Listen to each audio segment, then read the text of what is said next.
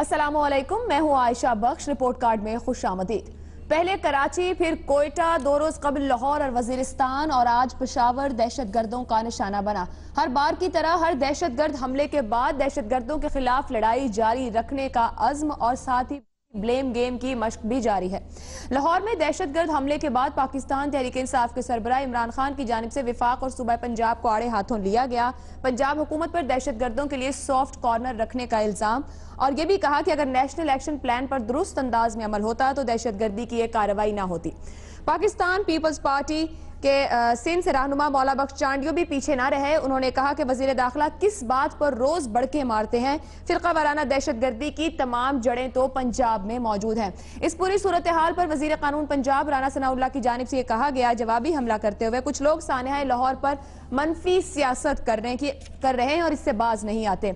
आज पेशावर में दहशतगर्द हमला हुआ। सूरत हाल के मुखालिफ पार्टियों की जानिब से इमरान खान और वजीर आला खैबर पख्तूनख्वा की तरफ उंगलियां उठेंगी। हमारा सवाल यह है हमारे पैनल से कि आखिर मुनक़सिम क़यादत और ब्लेम गेम कल्चर के होते हुए कैसे दहशतगर्दों की बीखकनी मुमकिन है? क्या एक दूसरे पर संगीन इल्जामात लगाने का मतलब दहशतगर्दों को फ्री स्पेस देना नहीं है? इसी पूरे मामले पर बात करेंगे रिपोर्ट कार्ड के सवाल पर। पैनल में हमारे साथ हैं लाहौर से वीडियो लिंक पर हसन निसार, कराची से मजहर अब्बास, इस्लामाबाद स्टूडियो में इरशाद भट्टी, बाबर सत्तार, शहजाद चौधरी और सलीम साफी साहब। रिपोर्ट कार्ड का पहला सवाल आप सबके लिए इस तरह से, चारों सूबाई दारुल हुकूमतों में दहशतगर्दी कोताही किसकी है? 2 ऑप्शन आपके सामने रख रहे हैं, विफाकी हुकूमत या हर एक दारुल हुकूमत में जहां ये वाकया हुआ वहां की सूबाई हुकूमत। यानी 2 ऑप्शन से आप विफाकी हुकूमत को जिम्मेदार ठहराएंगे या सूबाई हुकूमतों को? हसन निसार साहब।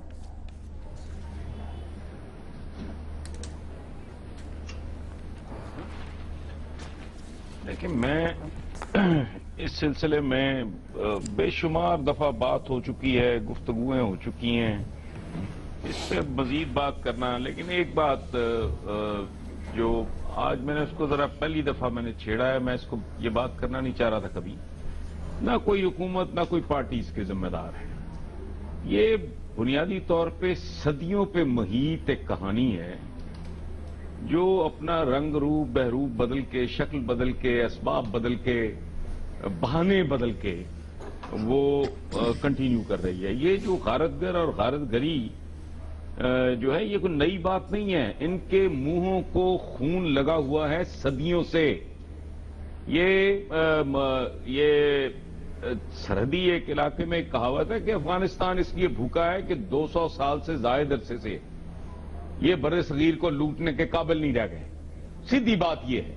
अच्छा, एडिशनल फैक्टर ये भारत बहादुर वो भी शामिल हो गया बीच में, ये एक एडिशनल फैक्टर। फिर कोई ग्लोबल विलेज बनते बनते सुखड़ते। बट बेसिकली अगर मेरे जैसा अगर बंदा खोज लगाने की कोशिश करे तो ये सदियों पे मुहित एक कारोबार है। आप कभी नादिर शाह के हमले की तफसीलात तो पढ़ के देखें। खली खान जिसका नाम था, वो देखो तो सही, उसने लाहौर से लेके दिल्ली तक किया क्या था। जामे मस्जिद के मीनार पे बैठ के तलवार निकाल के उसने कहा जब तक मैं न्याम में नहीं डालता कत्लो गारत जारी रखो। तो ये और तरह का मौजू है। ये आपका प्रोग्राम इसका मुतहम्मल नहीं हो सकता, ना वक्त ना अदरवाइज। हसन निसार साहब, आप बाहर से हमला आवरों की और बाहर बातें सुनते कान पक गए। आप बाहर की बात करें, ठीक है, बाहर से आने वाले हमला आवर ये सब करते रहे। आज के इस दौर में क्या हुकूमतों की कोई जिम्मेदारी नहीं? वो बाहर के लोगों के आगे इतनी बेबस हैं? हमारा विफाक, हमारे सूबे, हमारे इदारे, कोई भी जिम्मेदार नहीं किसी भी बात के लिए? ये खून किसके मुंह को लगा हुआ है? दो चीजें हैं। दो चीजें। एक तो वो जो फैक्टर मैंने बयान किया, बिल्कुल। अब ये है कि आपका जो लेवल ऑफ कॉम्पिटेंस है, ये नेशनल एक्शन प्लान के बारे में भी 20 बार बात हो चुकी है। अब उस पर क्या नई बात करे बंदा? उस पर लिखा भी जा चुका है कि भाई ये बड़ा प्रॉपर पहली बार को मुझे कुछ चाची का बयान नजर आया प्राइम मिनिस्टर का कि पूरी उसके साथ ये गारतगरी के जवाब में, गारतगरी जारहियत के जवाब में, जारहियत बहुत जरूरी है कि जी इसका और कोई ऑप्शन ही नहीं रह गया। तो आज ही मैंने ये अर्ज किया है कि हुजूर ये नेशनल एक्शन प्लान जो है इस पे भी गौर करो। उसकी वजह है कि ये लड़ाई चौमुखी नहीं है, इससे ज्यादा इसके डायमेंशंस हैं। मरहलावार जंग है, कसीरल जहती जंग है। اس کے مطابق آپ کو ایکٹ کرنا ہوگا. اس میں انکمپیٹنس بھی ڈیفینیٹلی بہت بڑا رول ہے. ٹھیک، حسن نثار صاحب بہت ڈیفرنٹ پرسپیکٹو سے بات کرتے ہوئے لیول آف کمپیٹنس کی بات کر رہے ہیں کہ یہ بھی ایک امپورٹنٹ فیکٹر ہے، لیکن ساتھ دیگر بہت سے بھی فیکٹر، اس لیے انہوں نے ہماری دیگر کو آپشن نہیں لیا. شہزاد چودھری صاحب، دفتر خارجہ کی جانب سے افغان نائب سفیر کو طلب بھی کیا گیا ہے، ڈوزیر بھی دیا گیا ہے، اور جو ذمہ داری قبول کی گئی تھی جس گروپ کی جانب سے کہا گیا کہ وہ وہاں سے آپریٹ کر رہا ہے، افغان سرزمین استعمال ہو رہی ہے، وہاں سے بھی اسی طرح کے بیانات آتے ہیں. یہ تو معاملہ کہیں سیٹل ڈاؤن ہوتا دکھائی نہیں دیتا. ہمارے ہاں جو کچھ ہوا گزشتہ چند دنوں میں چاروں صوبائی دارالحکومتوں میں، ہم کسے ذمہ دار ٹھہرائیں گے؟ دیکھیے، پہلی بات تو یہ ہے کہ افغان نائب جو بھی ہے، سفیر ہے یا جس کو بلایا گیا، ضرور بلایا جانا چاہیے، کیونکہ یہ لوگ وہاں سے آپریٹ کرتے ہیں اور اس آپریشن کی وجہ سے پاکستان جو ہے اس کے اوپر بہت زیادہ اموات اور نقصان ہوا ہے. میرا خیال ہے کہ پاکستان آہستہ آہستہ اس نہج پہ پہنچ رہا ہے جہاں پر اس کو یہ فیصلہ کرنا پڑے گا کہ اگر افغانستان خود اس قابل نہیں ہے کہ وہ ان گروپوں کا کچھ کر سکے تو کیا پاکستان کو خود کچھ اس کے بارے میں کرنا چاہیے یا فی الحال نہیں. یہ معاملہ ہے جو کہ پاکستان کی حکومت اور پاکستان کے ڈیسیجن میکرز کو اس وقت بالکل واضح طور پہ ڈسکشن کے اندر آیا ہوا ہے اور ہے. دوسری بات، جہاں تک دیکھیے سوال بڑا یہ میری نظر میں یہ ہے کہ یہ ہو کیوں گیا، کیا ہوا پچھلے 1.5-2 ماہ کے اندر، 2.5 ماہ کے اندر، جس نے کہ ایک سپیس کریٹ کر دی ان لوگوں کو پھر سے واپس پاکستان پہ اس ایک اور حملے کی ایک حالات بنانے کے لیے. دہشت گرد ظاہر ہے کہ اس بڑی تعداد میں اندر آئے ہیں، دہشت گردوں نے اپنے پھر سے تانے بانے بنے ہیں اور پھر سے وہ اس قابل ہوئے ہیں کہ وہ پاکستان کے مختلف اہداف کو نشانہ بنا سکیں. کیا وجہ ہے؟ کہاں پہ ہم نے غلطیاں کی ہیں؟ کیا ہمارے ڈیسیجن میکنگ نظام کے اندر کچھ پیچھے قدم اٹھا؟ کیا یہ محسوس ہوا کہ جنرل رحیل شریف کے زمانے میں بہت زیادہ ایمیننس مل گئی تھی، بہت زیادہ پرومیننس مل گئی تھی جنرل رحیل شریف کو اس جنگ کی وجہ سے؟ کیا ہم نے اسی پروگرام میں بیٹھ کے یہ نہیں کہا کہ کراچی میں تو اب امن ہے، رینجرز کی وہاں ضرورت نہیں ہے؟ کیا ہم نے یہ نہیں کہا کہ ضرب عزم تقریباً ختم ہو چکی ہے، اب اس معاملے کو رک جانا چاہیے؟ میرا خیال ہے کہ ہم نے وہ ماحول پیدا کیا ہے جہاں پر کہ میرا لیڈرشپ کے لیول کے اوپر 2 قدم پیچھے اٹھائے گئے ہیں. زیادہ کنزرویٹو ہوئی ہے، زیادہ ریزروڈ ہوئی ہے، اپنے آپ کو سامنے لے کے سامنے نہیں آئی. اور یہ جنگ حالانکہ جوں کی توں جاری تھی، جو ہی سپیس کریٹ ہوئی یہ دشمن آپ کے اندر اوپر گھسایا اور اس نے آ کے اپنی پھر سے وہ جگہ بنائی جس کو کہ آپ نے پچھلے 7-8 سال میں آپ مجموعی طور پر وفاق اور صوبوں کی سب قیادت کو اس میں کاؤنٹ کر رہے ہیں؟ میں سمجھتا ہوں اس میں تمام ذمہ دار ہیں. میں نہ فیڈرل گورنمنٹ کو کہتا ہوں نہ صوبائی، ہر صوبے کے اندر. سندھ کیا کر رہا ہے؟ وہ یہ کہتا ہے کہ ہمارے لوگوں کو نہ پکڑو، باقی جو مرضی کرنا کرو. MKM والے بھی یہ کہتے ہیں، باقی بھی یہ کہتے ہیں. سرحد والوں نے ویسے ہی فوج کے ہاتھ میں ہر چیز دے دی ہوئی ہے. بلوچستان کو پتہ ہی نہیں کہ فوج کیا کر رہی ہے وہاں پہ. پنجاب میں وہ کہتے ہیں فوج اندر نہ آئے، رینجرز کو ہم نے نہیں دینا. کس کو کیا شہزاد چودھری صاحب کہہ رہے ہیں ہر قیادت اور ہر قائد ذمہ دار ہے، کرنا پڑے گا فیصلہ سازی کے نظام میں کہیں نہ عائشہ کہیں کو ریویو کرنا پڑے گا، اپنے فیصلوں کو اور اپنے طرز اور اپنے انداز کو ریویو کرنا پڑے گا. فیصلہ سازی کو ریویو کرنا پڑے گا. شہزاد صاحب آگے بڑھیں گے. ٹھیک، شہزاد صاحب ہر قیادت اور قائد کو ذمہ دار ٹھہرا رہے ہیں اور فیصلہ سازی کو بھی کوشچن کر رہے ہیں. مظہر عباس صاحب الرٹ بھی جاری تھے کچھ جگہوں پر اور جو مخصوص گروپ ہے اس کی جانب سے اپنی ٹارگیٹنگ حکمت عملی بھی بتا دی گئی کہ اب وہ کیا کریں گے. پھر ہماری کوتاہی کہاں ہے، کسے ذمہ دار ٹھہرایا جائے؟ عائشہ دیکھیں، ہمارا سب سے بڑا المیہ یہ ہے کہ ہم یہ فرق ہی نہیں محسوس کر رہے کہ یہ لڑائی نہیں جنگ ہے، اور یہ جنگ بھی پاکستان کے خلاف ہے. دنیا میں جو واقعات ہوتے ہیں، کہاں آپ نے دیکھا ہے کہ دنیا کی اپوزیشن یہ مطالبہ کرتی ہے کہ حکومت استعفیٰ دے دے، یہ ذمہ دار ہے.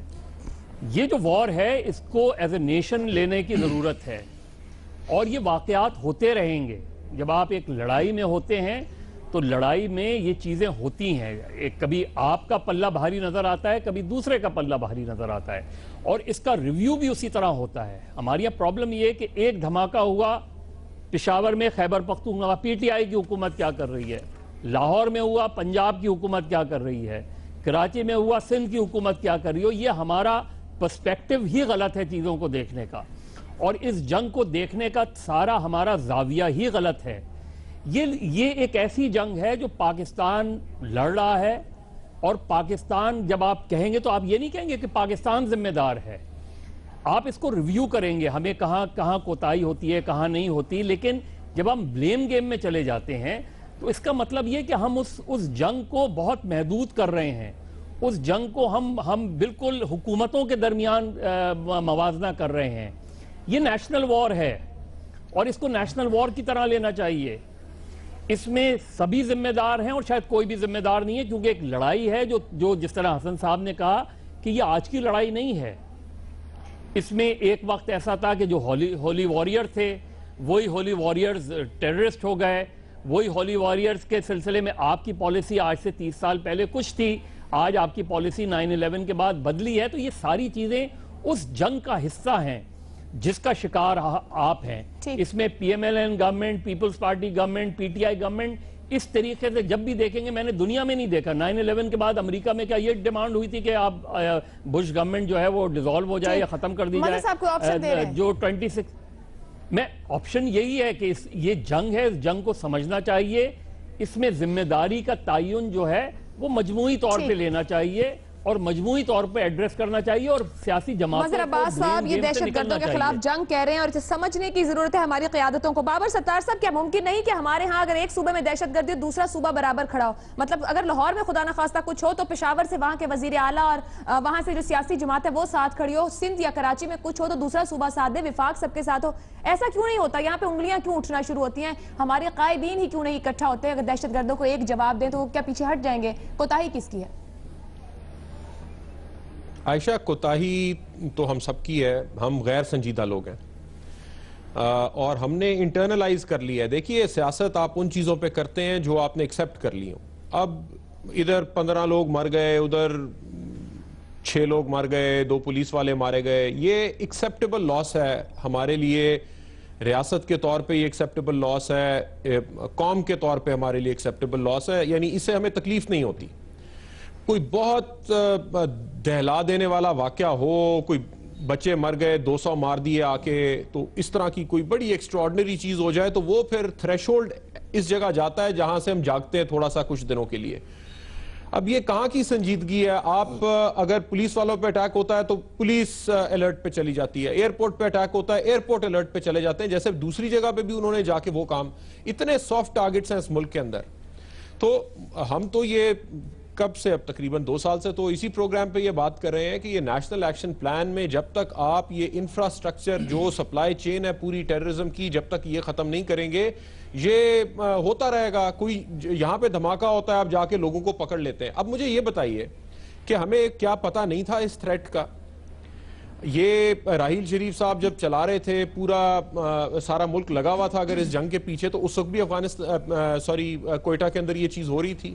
بہت سارے لوگ مارے گئے وہاں پہ, سارے وکیل مارے گئے, ٹاپ لائر سارے مر گئے ایک خودکش دھماکے کے اندر. تو کیا اس وقت یہ چیز نہیں ہو رہی تھی؟ تو پھر آج کیوں پرائم منسٹر یا چیف منسٹر یا کوئی تیسرا بندہ جاگے کہے کہ اب ہم ہر چیز کریں گے؟ اور کب تک کریں گے؟ آپ اس ہفتے کریں گے, پھر اگلے ہفتے پھر بھول جائیں گے, پھر کوئی اور دھماکہ ہوگا, پھر آپ کریں گے. تو یہ بالکل غیر سنجیدہ طریقہ ہے کام کرنے کا. آپ ہر بندہ اپنی اپنی پالیسی کے اوپر, یعنی آپ واپس جب جاتے ہیں ڈرائنگ بورڈ کے اوپر, آپ کہتے ہیں یہ کام نہیں چل سکے گا.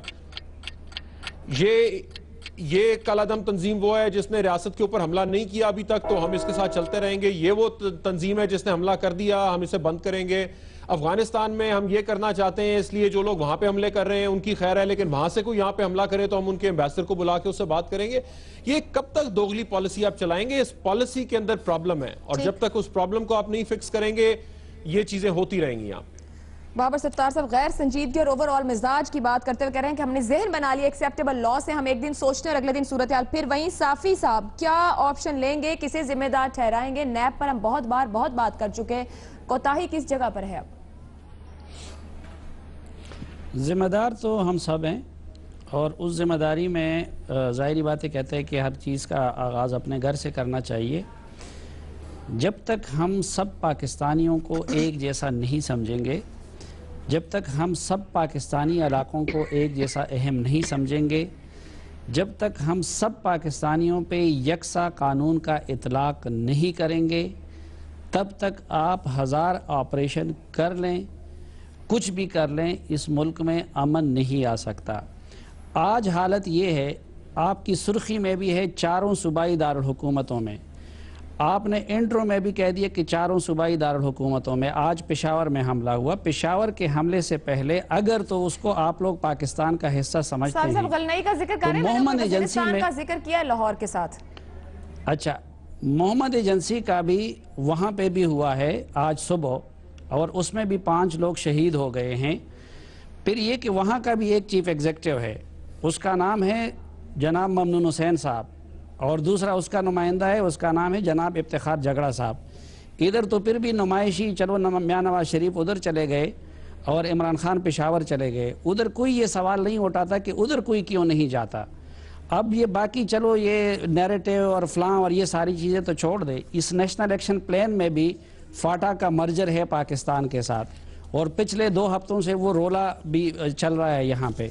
उसके साथ ये हुकूमत क्या कर रही है, किस तरह ताखीरी हरबे आजमा रही है, किस तरह जो है 2 बंदों को प्रॉक्सी के तौर पर इस्तेमाल किया जा रहा है। तो ये इसमें हम सब जिम्मेदार हैं। और अभी जो है आज हो गए मसला जू का तू मौजूद है। कल के सवाल के जवाब में आपसे मैंने अर्ज़ किया था कि जो बुनियादी रूट काजेज है उसको आज तक इस रियासत ने एड्रेस करना ही शुरू नहीं किया है। ठीक, सब जिम्मेदार, बुनियादी मसाइल को आज तक एड्रेस नहीं किया गया है। इरशाद भट्टी साहब। जी आयशा, देखें, जब 9/11 के बाद दहशतगर्दी शुरू हुई थी तो ये इस मुल्क के लिए एक सरप्राइज़ था, एक कि इस तरह की ये गोरीला वार जो गलियों मोहल्लों में लड़ी।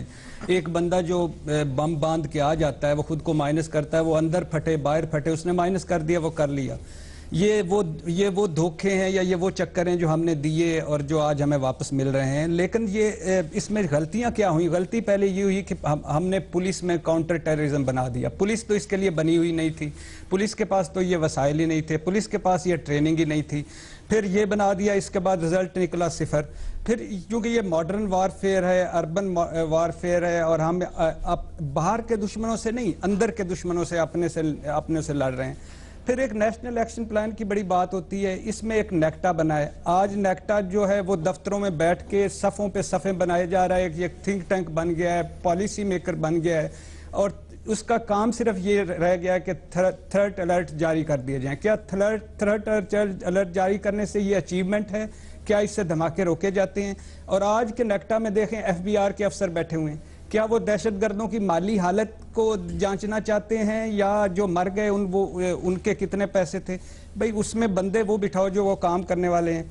ये सारे फेडरल ब्यूरो ऑफ रेवेन्यू के लोग इसमें बैठे हुए हैं, जो जितने भी अपनी, आप फ्लड आता है तो फौज आ जाती है, छोटू गैंग को पकड़ना पड़ता है तो फौज आ जाती है, कोई और इमारत गिरती है तो फौज आ जाती है। फौज कितना काम करेगी? इसका जिम्मेदार फेडरल गवर्नमेंट है कि जब कोलंबिया में ड्रग माफिया के खिलाफ लड़े थे तो फेडरेशन लड़ी थी, फेडरेशन ने किया था। आज आपके साथ देखें KPK और सिंध तो अलाइन ही नहीं है। अब पंजाब में ये हो रहा है, तो हमें ये कोऑर्डिनेशन बेहतर करनी पड़ेगी। इनके खिलाफ सूबों को एक पेज पे लाना पड़ेगा और ऑपरेशनल करना पड़ेगा, नेक्टा को अमली तौर पर ऑपरेशनल करना पड़ेगा। पॉइंट स्कोरिंग बहुत हो गई, सब मीटिंग्स बहुत हो गई, बयानात बहुत हो गए।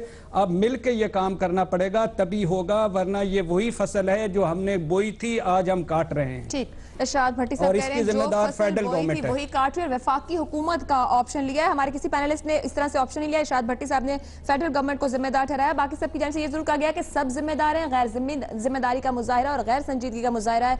नैब पर अमल दरामद की जरूरत है, साजी को रिव्यू करने की जरूरत है, सबको मिलकर इकट्ठा चलने की जरूरत है। ब्रेक लेंगे, ब्रेक से वापस आएंगे तो बात करेंगे एक और अहम मामले पे। करोड़ों कमाने वाले क्रिकेटर्स आखिर मैच फिक्सिंग, स्पॉट फिक्सिंग और जुएबाजी में कैसे मुलव्वस हो जाते हैं? पैनलिस्ट क्या कहते हैं, जानिए इस ब्रेक के बाद।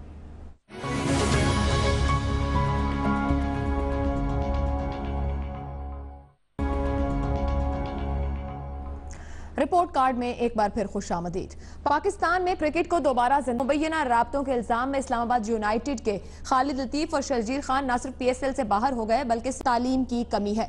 चेयरमैन PCB के बकौल PSL के जिस मैच में फिक्सिंग हुई, इस मैच से चंद घंटे पहले ICC के एंटी करप्शन यूनिट ने खिलाड़ियों को लेक्चर दिया मैच फिक्सिंग और करप्शन के खिलाफ।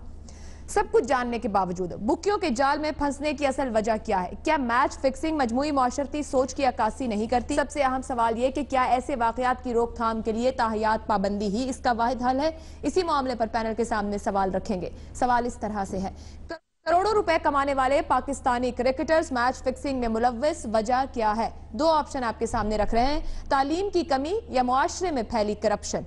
बाबर सत्तार साहब।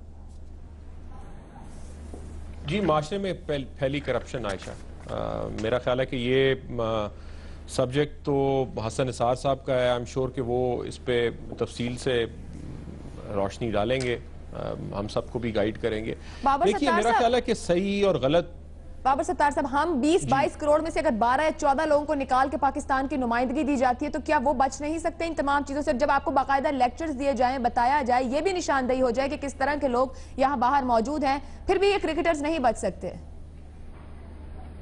نہیں عائشہ, اس کا تعلیم کے ساتھ قطعاً کوئی تعلق نہیں ہے. دیکھیے بے ایمانی کا تعلیم کے ساتھ کیا تعلق ہے؟ ایک گاؤں میں گوالا ہے, اس نے کوئی کچھ نہیں پڑھا ہوا, ایک خالص دودھ دیتا ہے, دوسرا اس میں پانی مکس کرتا ہے. اب اس کا تعلیم سے تو کوئی تعلق نہیں ہے. آپ کو پتہ ہے کہ آپ غلط کام کر رہے ہیں, اور ایک معاشرتی سطح پہ اگر یہ صحیح اور غلط کا فرق ختم ہو جائے کہ کیا چیز صحیح ہے کیا چیز غلط ہے, آپ ہر چیز جسٹیفائی کر سکتے ہیں, پہلی بات. دوسری بات یہ کہ آدھی ججمنٹ جو ہے, جو ویلیوز ہیں, ہم کہتے ہیں جی یہ ہماری ویلیوز نہیں. ویلیوز کیا ہوتی ہیں کہ کلیکٹیولی سوسائٹی میں لوگ کچھ چیزوں کو جج کرتے ہیں. ایک شخص, اور ہمیں کم از کم بتایا جاتا ہے کہ ایک زمانہ تھا کہ لوگ کہتے تھے جی یہ شریف لوگ ہیں یا یہ لوگ شریف نہیں ہیں, ان کے ساتھ آپ نے رشتہ نہیں کرنا. تو اب یہ تو کوئی ویلیو نہیں ہے. آپ شرافت کے بیسس کے اوپر تو کوئی رشتے قائم نہیں کرتے, نہ رشتے ختم کرتے ہیں, نہ آپ کسی سے ہاتھ ملانے سے رکیں گے اس وجہ سے کہ جی اس نے حرام پیسے کھائے ہیں. تو حرام اور حلال کا جو کانسیپٹ تھا, میرا تو نہیں خیال کہ وہ آج کل ریلیونٹ ہے. ایشو تو یہ ہے کہ جو لوگ سمجھدار ہیں وہ پیسے کماتے ہیں, جو نہیں سمجھدار ان کے پاس پیسے نہیں ہیں. اور اسی وجہ سے آپ نے اب پیسے کے ساتھ ایک وہ تہمت لگ گئی ہے کہ جس کے پاس بھی پیسے ہیں, زمشن سوسائٹی میں یہ ہے کہ اس نے غلطی بنائے ہوں گے, صحیح نہیں بنائے ہوں گے. اور وہ پنجابی کا ہے, اس میں وہ گانا بنا ہوا ہے, ہم بریک کے اندر بات کر رہے تھے, وہ مشہور ہے کہ مینو نوٹ وخا میرا موڈ بنے. تو ہماری پوری قوم یہ بن گئی ہے کہ مینو نوٹ وخا میرا موڈ بنے. آپ پیسے کے اوپر چل رہے ہیں بس. بابر ستار صاحب نے بڑا کھل کے معاشرے کی برائی کی بات بھی کی اور حرام اور حلال کے کانسیپٹ کی بھی بات کی. حسن نثار صاحب,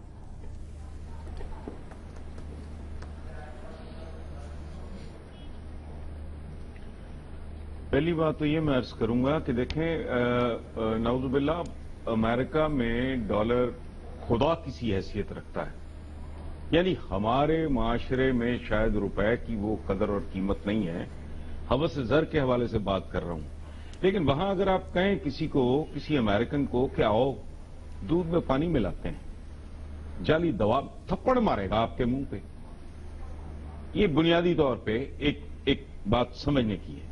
دوسری بات جو میں نہیں کہہ رہا, ہمارے ایک بہت بڑے عالی شان صوفی شاعر نے کہا تھا, نیچاں دی اشنائی کولوں فیض کسے نہ پایا, کک کرتے انگور چڑھایا ہر گچھا زخمایا. اب دیکھنا یہ ہے کہ نیچ کون ہوتا ہے. نیچ ذات تو ہے نہیں. ہوتا یوں ہے کہ صدیوں کی محرومی, بھوک, ننگ, بے عزتی, اہانت, تذلیل کا رد عمل, یہ مل جل کے انسان کے ڈی این اے میں گھس جاتا ہے. اچھا, اب یہاں یہ ہوا ہے کہ یہ نسل در نسل خاندانی بھوکے ننگے ہیں. معاف کرنا, برا لگے کسی کو تو آئی ڈونٹ کیئر. ان کی نیتیں نہیں بھرتی. یہ تو بیچارے بھوکے ننگے گھروں کے لونڈے لپاٹے ہیں. وہ ایک بیچارہ میٹرک میں نقل مارتے ہوئے بھی جیل میں رہا. مجھے تو کرکٹ سے دلچسپی نہیں, میں حیران رہ گیا کہ وہ نقل مارنے کے چکر میں حوالات سے ہوا آیا ہے. یہاں تو سو کولڈ کھرب پتی لوگ, ان کے پیٹ نہیں بھرتے. پیٹ بھر جائیں تو نیتیں نہیں بھرتی. یہ ہے رویوں کا. آپ اپنے تقریبات میں دیکھیں, متمول ترین لوگ ایسے جیسے بھوکے جانور کی زنجیر کھل گئی ہے, جن کے گھروں میں کسی شے کی کمی نہیں. تو یہ بنیادی طور پہ صدیوں کی بھوک ہے. اور ایک بات میں آپ کو عرض کروں, یہ جو میں چیختا رہتا ہوں نا, اخلاقیات اخلاقیات اخلاقیات ہوا میں تسخیر نہیں ہوتی, نہ تعمیر ہوتی ہیں. ہمارے بزرگ کہا کرتے تھے کہ علم, تمول یعنی ایفلوئنس, اور تمیز 3 نسلوں کے بعد سر اٹھانا شروع کرتی ہے. اس ملک کو لوٹنے والے جو سو کالڈ خاندانی رچ, آج میں قزلباشوں کی تاریخ ماشاءاللہ پڑھ رہا تھا, انہوں نے کوئی کمی نہیں کی. ان کے پاس کسی شے کی کمی نہیں, لیکن وہ پرانی صدیوں پرانی کمیاں پوری ہونے میں نہیں آ رہی.